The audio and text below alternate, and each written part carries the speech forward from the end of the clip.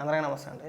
నిన్న ఎన్టీఆర్ గారి వర్ధంతి సందర్భంగా లక్ష్మీ పార్వతి చేత ఒక ప్రెస్ మీట్ పెట్టించారండి.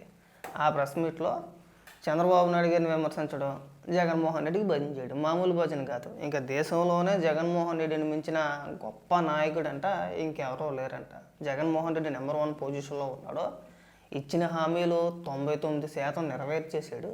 మామూలు భజన కాదు. లైవ్ అయిపోయిన తర్వాత, అంటే ఆ ప్రెస్ మీట్ అయిపోయిన తర్వాత కెమెరా ఇంకా ఆఫ్ చేయాల. అది తెలియక బాగా మాట్లాడినా, బాగా వచ్చిందా, 20 నిమిషాలు వచ్చిందా, యాక్టింగ్ అన్నమాట. ఎన్ని వినిపిస్తా చూడండి ఒకసారి. భారతదేశంలో నేను చెప్తున్నానండి, ఈ రోజున్న భారతదేశంలో నేను చెప్తున్నానండి, నువ్వే చెప్పాలి. ఈ రోజున్న ప్రముఖమైనటువంటి వ్యక్తుల్లో నిజంగా ఆయన నంబర్ 1 లో ఒకవేళ మోడీ గారు ఉంటే ఉన్నారేమో, నాకైతే తెలియదు. కానీ అంత పవర్ఫుల్ ప్లేస్ లో ఈ రోజు జగన్మోహన్ రెడ్డి గారు ఉన్నారు.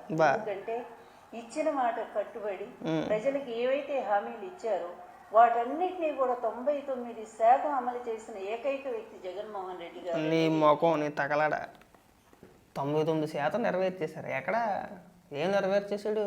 పోలవరం అన్నాడు కట్టలేదు, అమరావతి అన్నాడు గాల్లో కలిపేశాడు, ప్రత్యేక హోదా అన్నాడు ఏమైపోయిందో ఏమో తెలియదు, సిపిఎస్ అన్నాడు ఏమైపోయిందో తెలియదు, మద్యపాన నిషేధం అన్నాడు దాన్ని అటకెక్కించేశారు, పరిశ్రమలు తీసుకొచ్చేస్తాం, ఉపాధి యువత అందరికీ కూడా ఉపాధి కల్పించేస్తాం అన్నాడు, ఏమైపోయిందో తెలియదు, చేపల కొట్లు ఎట్టాడు అన్నీ చేసి.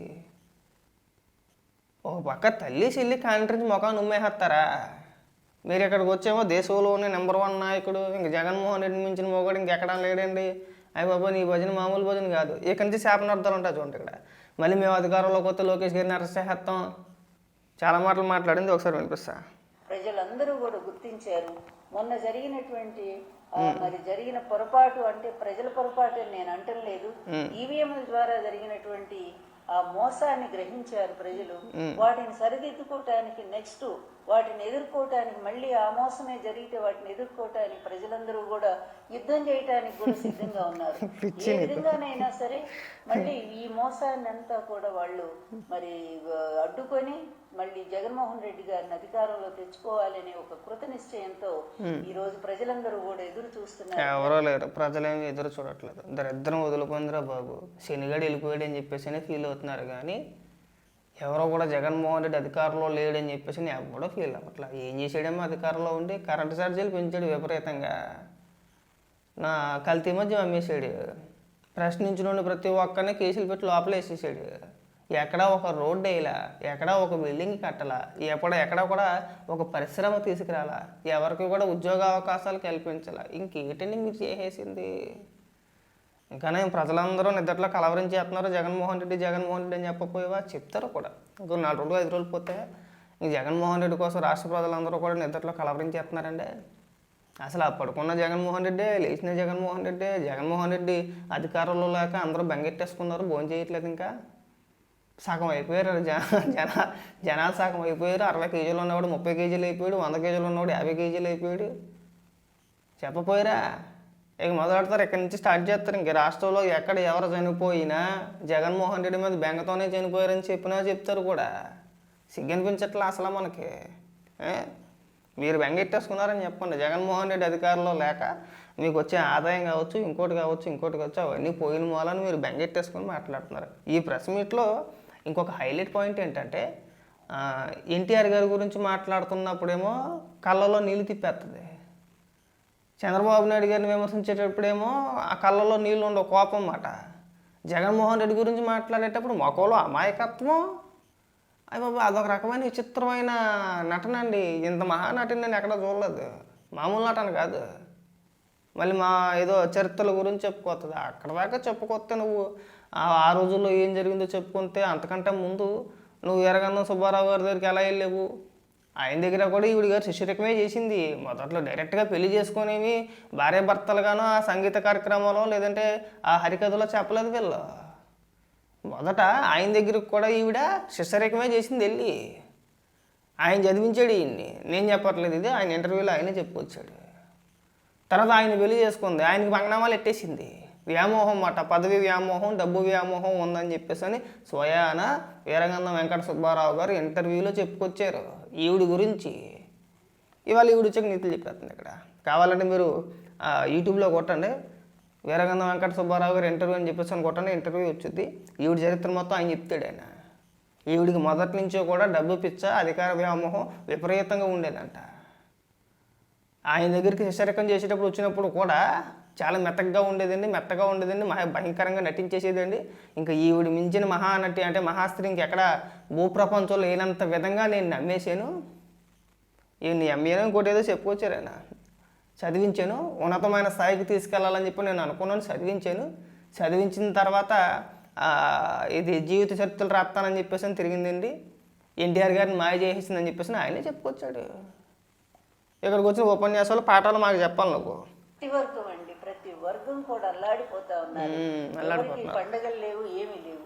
ఈవీఎంల పేరుతో ఈవెంట్ల పేరుతో రాష్ట్రాన్ని తప్పుదారి పట్టిస్తా పిచ్చి జూదాలు, కోళ్ల పందాల రూపంలో వాళ్ళు చేస్తున్నంత ఏంటంటే రికార్డింగ్ డాన్స్ లా, అర్ధనగ్న దృశ్యాల, అదే జూదాల, పేకాట్ల, తర్వాత తాగుడు అక్కడ పెట్టి తాగుడు క్లబ్బుల, ఇన్ని రకాలుగా రాష్ట్రాన్ని ధ్వంసం చేసి పడేస్తా ఉన్నారే.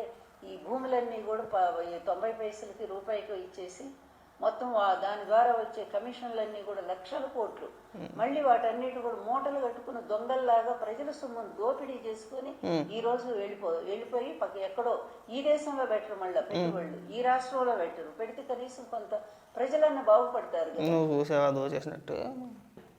ఇదో దిక్కుమలతనం అయిపోయింది. పరిశ్రమల పైన ఏడడం అంటే ఏ రాజకీయ నాయకులు కూడా ఇతర రాష్ట్రాల్లో కావచ్చు, మన దేశంలో కావచ్చు, ఏ రాజకీయ నాయకుడు ఏదైనా ఒక పరిశ్రమ వచ్చినప్పుడు ప్రభుత్వం ఆ పరిశ్రమకి భూములు కేటాయించినప్పుడు ఎవడో ఏటండి వీళ్ళు తప్పితే ప్రతి దాంట్లోనే అవినీతినా. 14 నుంచి 19 వరకు కూడా మీరు ఎలాంటి మాట్లాడారు కదా. అక్కడ దాకా ఎందుకు?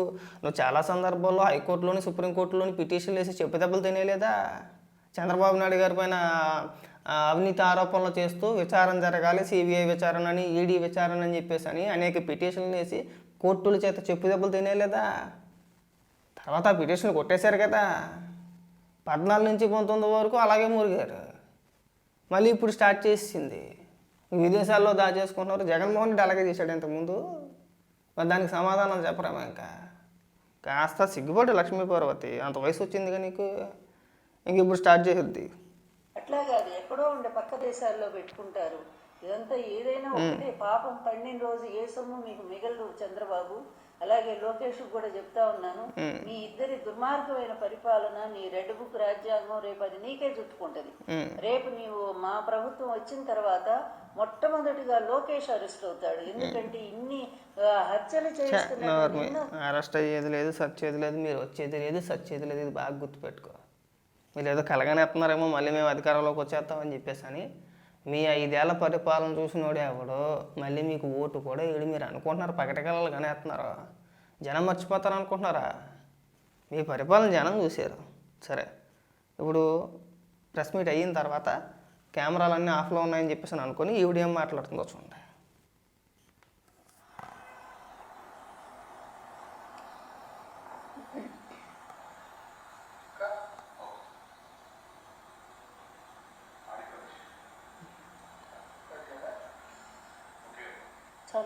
చాలు 30 మినిట్స్ వచ్చింది.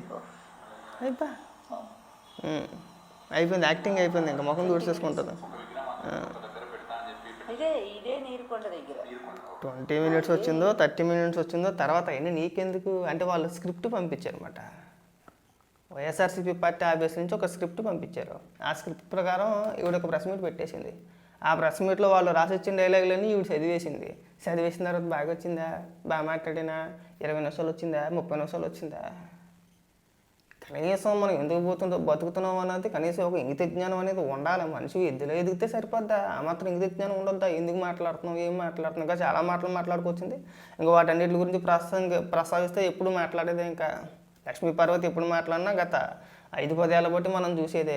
వెనుపోటు అంటది, ఆ రోజులు అలా చేసారు అంటది, దోచేసుకున్నారంటది, దోచుకున్న సొమ్ము నిలబడదండి అంటది. నిలబడదు, కరెక్టే. ఎందుకంటే ఈవిడ గతంలో వడ్డానాలకి, నెక్లెస్లకి, బంగారాలకి గట్రా ఎమ్మెల్యే టికెట్లు, మంత్రి పదవులు అమ్ముకుంది అప్పట్లోని. ఇది నేను చెప్పేది చాలామంది చెప్పుకొచ్చారు. ఆ డబ్బులన్నీ కూడా కొంతమంది దగ్గర దాచింది. వాళ్ళు ఎలాగో ఎత్తేసారు, ఎగనామం పెట్టేశారు, బంగనామం పెట్టేశారు. అవన్నీ దృష్టిలో పెట్టుకుని అవన్నీ గుర్తుకొచ్చినట్టునే ఇప్పుడు మాట్లాడుతుంది. ఇకనైనా సరే నువ్వు అనవసరంగా ప్రెస్ మీట్లు పెట్టి జగన్మోహన్ రెడ్డిని పొగుడుదామనో ఇంకోటనో అనుకుంటే నీ పరువే పోద్ది, నీకు పరువు ఉందని చెప్పి నేను అన్నా. కానీ ప్రతిసారి ప్రెస్ మీట్ పెట్టి చిరాగ్గా రాష్ట్ర ప్రజలకి విరక్తి కలిగించు మాకు. చిచి ఈవిడ వచ్చింది ఏంటారు బాబు అని చెప్పేసి ఫీలింగ్ కలిగేస్తుంది.